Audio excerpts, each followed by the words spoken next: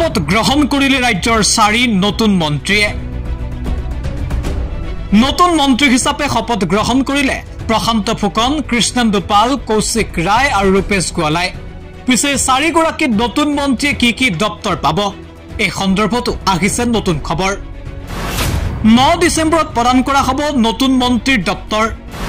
হলনি হ'ব পূৰ্বৰ বহু কেইগৰাকী জ্যেষ্ঠ মন্ত্ৰীৰ দপ্তৰ শপথ গ্ৰহণৰ দিনাই এই ঘোষণা মুখ্যমন্ত্ৰী ডক্টৰ হিমন্ত বিশ্ব শৰ্মাৰ 4 গৰাকী মন্ত্ৰীৰ শপথ গ্ৰহণক লৈ ৰাজ্যজুৰি চৰ্চা চলি থকাৰ মাজতে কেইবাটাও গুৰুত্বপূৰ্ণ মন্তব্য মুখ্যমন্ত্ৰী ডক্টৰ হিমন্ত বিশ্ব শৰ্মাৰ আমাৰ অসমত যিমান জিলা আছে সেইমতে আমি অভিভাৱক মন্ত্ৰীও দিব পৰা নাছিলো মন্ত্ৰীৰ সংখ্যা কম আছিলে বহুত মন্ত্ৰীৰ ওচৰত অতিৰিক্ত বিভাগ আছিলে মোৰ কাষতে অতিৰিক্ত বিভাগ আছিলে গতিকে সকলো বিভাগে যাতে ন্যায় পায় এই 4জন মন্ত্ৰীৰ আগমনে বা ইন্ডাকশনে আমাৰ মন্ত্ৰীসভাখন সফল কৰিব আৰু আমি চেষ্টা কৰিছো যাতে মন্ত্ৰীসভাত সকলো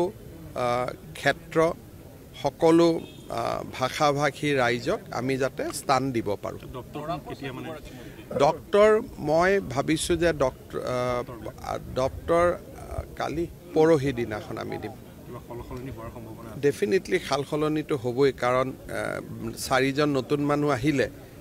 পুৰণা থকা মানুহখিনিৰ পৰা কাটি পেলাইতো 4জনক নতুন দিব লাগিব গতিকে খালখলনি হ'ব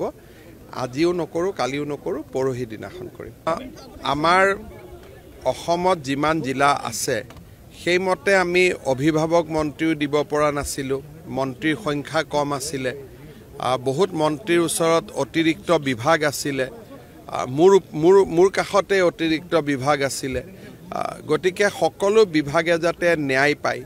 এই 4জন মন্ত্ৰীৰ আগমনে বা ইন্ডাকশনে আমাৰ মন্ত্ৰীসভাখন সফল কৰিব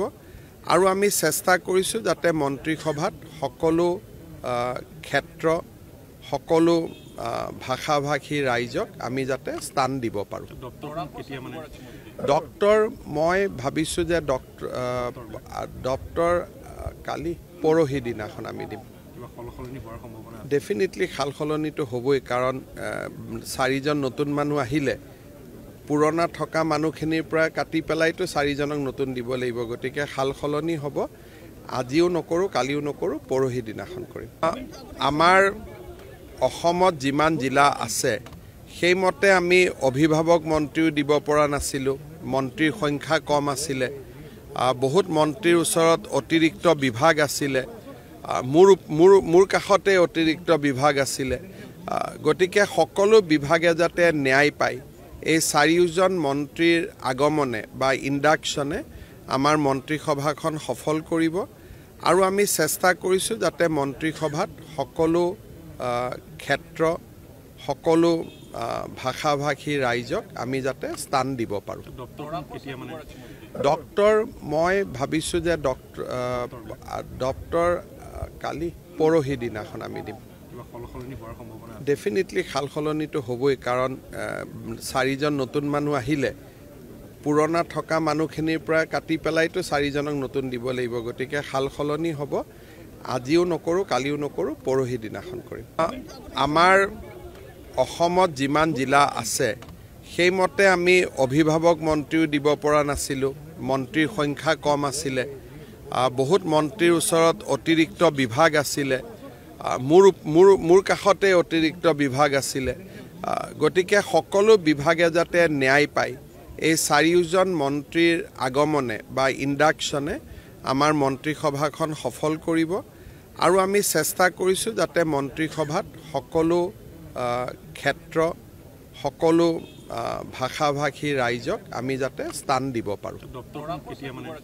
ডক্টৰ মই ভাবিছো যে ডক্টৰ কালি পৰহি দিনাখন আমি দিম ডেফিনেটলি খালখলনিটো হ'বই কাৰণ 4জন নতুন মানুহ আহিলে পুৰণা থকা মানুহখিনিৰ পৰা কাটি পেলাইতো 4জনক নতুন দিব লাগিব গতিকে খালখলনি হ'ব আজিও নকৰো কালিও নকৰো পৰহি দিনাখন নিউজ ডেস্ক এনি টক্স